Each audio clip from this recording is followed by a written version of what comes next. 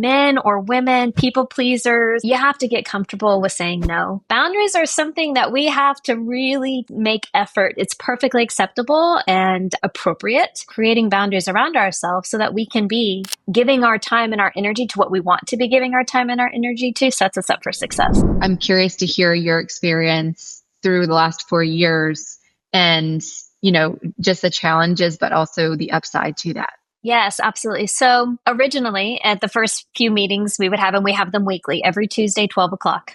It's myself and my business partners who are all men in their 50s and 60s, and me being 39.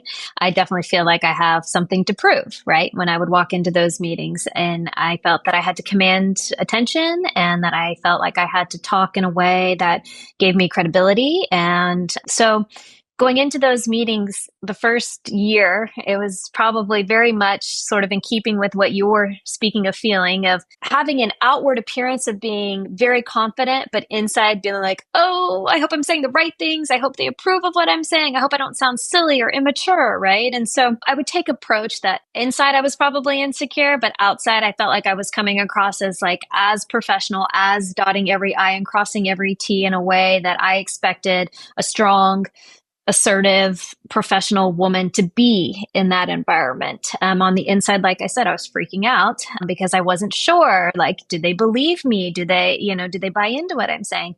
And so it took, I will say, I got very blessed in the sense that the men there would contribute their ideas as surgeons. And a lot of times those ideas were not necessarily business savvy or financially sound. And so I would then say, hey, love the concept, but let's look and see how realistic this is financially on this XYZ. Yes, on the budget.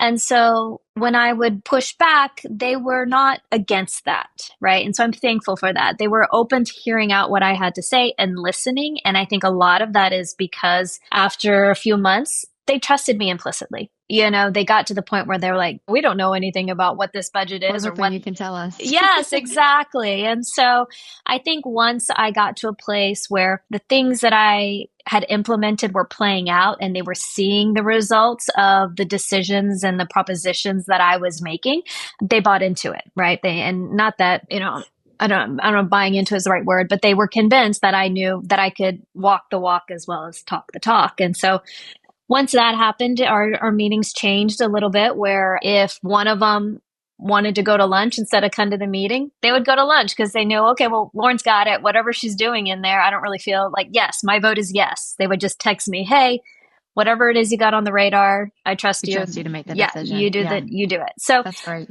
I think it's once I had established that I knew what I was talking about, and they saw the fruits of my labors, it was easier to go into those meetings holding my head a little higher naturally and just feeling more confident in who I was. Yeah. And I didn't feel that I had to talk so maybe directly or aggressively. I could just sort of be a more peaceful version of myself in those meetings. On an equal playing ground, it didn't feel necessarily that I had something to prove every meeting. And so I will say now, 4 years later, most of the time it's me saying, hey, this is what we're doing. Any red flags on anybody's radar? And most of the time, 9 out of 10 times, that's a no. And so I've developed that trust with them. And so they respect me fully. It's definitely become more, what's the right term? I guess what I said earlier, we're all equals in the room, which is nice feeling to have as a woman 10 years younger than anybody else in the room. So I think that I had to work for that. It didn't come on day one, but I also understand that I was the fresh face on the block. So, we don't inherently trust people from day one, whether they're men or women. So I feel like whether they wanted to respect me out of the gate or not, they did a good job of putting their best foot forward. And once I proved myself in their eyes, they've been great to work with. That's awesome. That's great that there's a culture that's that way, because I think that also boils down into the culture when it comes to hiring employees, when they feel like, okay, I don't have to put on, I use the phrase I'm a woman, hear me roar, because I think a lot of women think they have to be, more stern or aggressive in order to have their voice heard. In reality, it's you can be calm and cool and collected and say what you need to say and be blunt and straightforward. And if somebody gets it twisted or they want to take advantage of your kindness, then you can reset the expectations then, but you don't need to be, you know, so in everybody's face about it to like have power, because I feel like it just comes across inauthentic. And yeah, I think that in a culture, when you have that too, people feel it, right? And then they don't feel comfortable making mistakes, or they don't feel comfortable asking questions because they feel like there's just tension and that leadership is not open to that. And so I would imagine that your culture also probably reflects the fact that you all work cohesively and see each other like this and not like this. Totally. Totally. And